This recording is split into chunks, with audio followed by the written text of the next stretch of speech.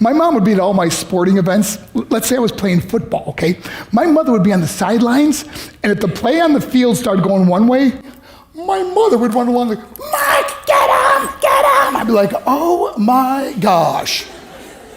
I'd get in the huddle with the other guys. They go, Mark, is that your mother? I go, no, I never saw her before in my life. See, the greatest gift my mother ever gave me, she believed in me. I have overdosed on drugs on 3 occasions where I should have been dead. But I believe I was kept here for a reason. You show me your friends, I will show you your future. How do I know this? I hung out with losers, and I became the biggest loser of them all because I gave up everything I dreamt about as a little boy because of who I chose to surround myself with. My friends would drive me home at 2, 3, 4 in the morning. We'd be drunk and high, laughing in the car. We'd pull up in front of my house in New York. They go, Mark, the light's on. I go, oh man, my mother's up. See, my mom wouldn't go to bed until she knew her son was still alive.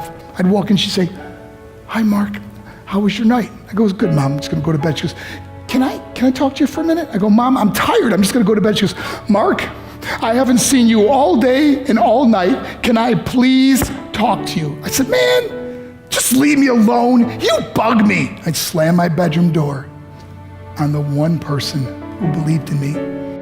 I was on a worldwide tour and we were wrestling overseas in Japan. After my wrestling match, I went upstairs in my hotel room and I fell asleep. There was a knock at my door at 3 o'clock in the morning. I got out of bed and I looked through the safety window and I could see it was a Japanese promoter. So I opened the door and he said, Mark, you need to call home. There's been an emergency.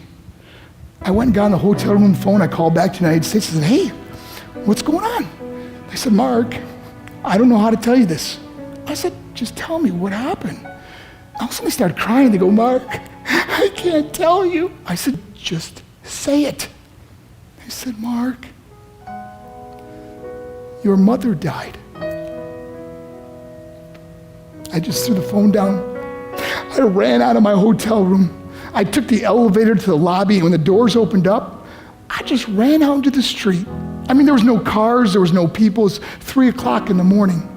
And I walked down the middle of a street in Hiroshima, Japan, and I remember looking up and just saying, Mom, I am so sorry. I flew home for her funeral, and I was so nervous to walk up to her casket, so I just stood way in the back.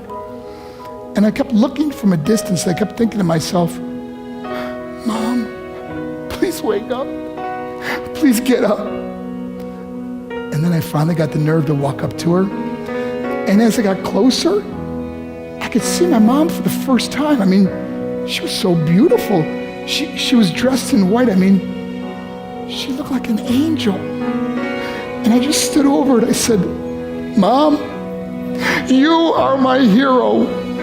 Everything I am, everything I hope to be was because of you. You loved me so much, you gave me a life. You're the only one that ever believed in me. How did I repay her? By getting drunk, by getting high, by getting stupid, by hanging out with losers? For what? All she ever wanted to do was talk to me. I wish I could talk to you now, Mom. I wish you could see what I'm doing. Why couldn't I have been a better son? We are defined by our choices. But if you surround yourself with people involved in drugs and alcohol and pills, it's a dead end.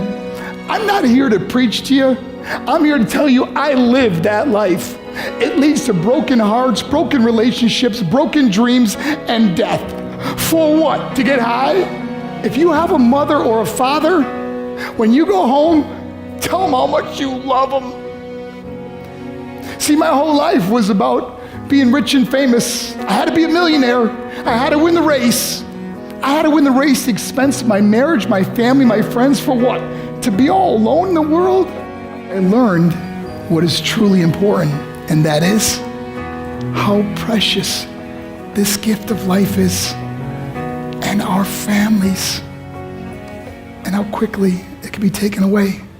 See, I no longer live in time, I live in moments. See, it's not what's in your pocket that matters, it's what's in your heart that truly matters. Love Love is just a word until somebody comes along and gives it meaning. You're the meaning.